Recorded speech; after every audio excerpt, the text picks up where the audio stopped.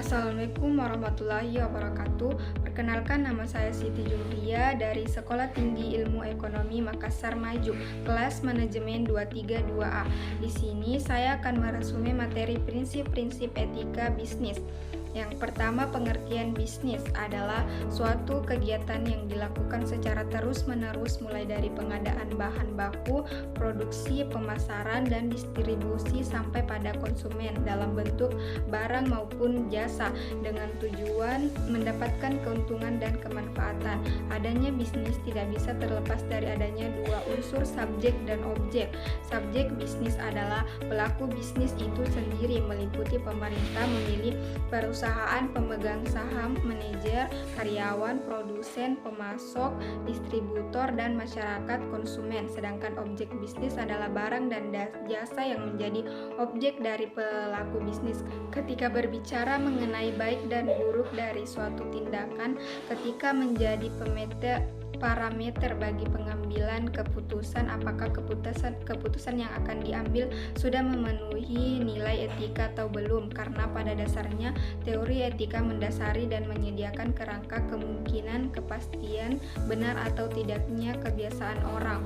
Ada beberapa teori etika yang digunakan oleh individu sebagai dasar dalam mengambil keputusan yang dianggap etis, yaitu yang pertama teori deontologi atau teori kewajiban, yang kedua teori keadilan, dan yang ketiga teori egoisme. Secara etimologi, etika berasal dari bahasa Yunani yaitu ethos yang berarti watak, kesusilaan atau adat istiadat. Dalam Kamus Besar Bahasa Indonesia, etika diartikan sebagai ilmu pengetahuan yang mempelajari tentang apa yang baik dan apa yang buruk serta berbicara tentang hak dan kewajiban moral. Adapun batasan mengenai etika bisa ditinjau dari 4 sudut pandang. Yang pertama, dilihat dari objek formal ketika membahas tentang perbuatan manusia. Yang kedua, dilihat dari sumbernya ketika bersumber dari akal pikiran manusia. Yang ketiga, dilihat dari fungsinya ketika berfungsi sebagai penilaian, penentu, dan penetap dari perbuatan yang dilakukan manusia. Yang keempat, berdasarkan sifatnya. Etika bersifat relatif, yaitu berubah-ubah sesuai tuntutan perkembangan zaman. Secara garis besar, prinsip etika bisnis terdiri atas beberapa hal. Yang pertama, kejujuran honesty, kedua, keadilan, yang ketiga, saling menguntungkan, yang keempat, memiliki etika pada alam dan lingkungan, kelima, menaati, akurat, dan yang keenam, tanggung jawab.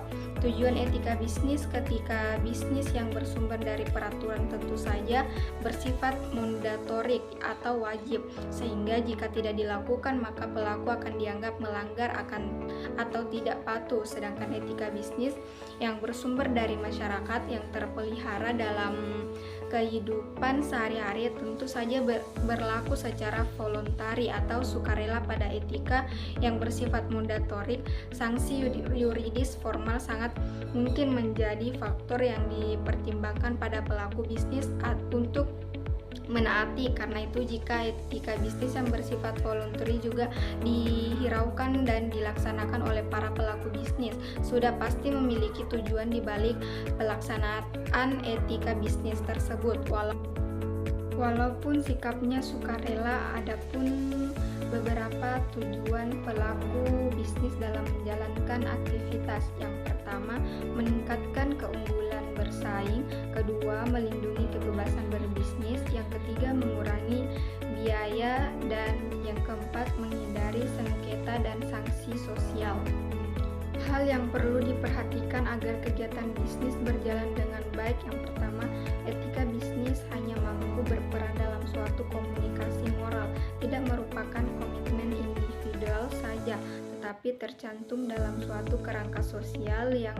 Yang kedua, etika bisnis menjamin menggulirnya kegiatan bisnis dalam jangka panjang, tidak berfokus pada keuntungan jangka pendeknya. Yang ketiga, etika bisnis akan meningkatkan kepuasan pegawai yang merupakan stockholder yang penting untuk diperhatikan ketika bisnis membawa pelaku bisnis untuk masuk ke dalam bisnis internasional. Beberapa faktor membawa pelaku bisnis untuk masuk ke dalam bisnis internasional itu faktor yang dianggap menjadi pemicu dari masih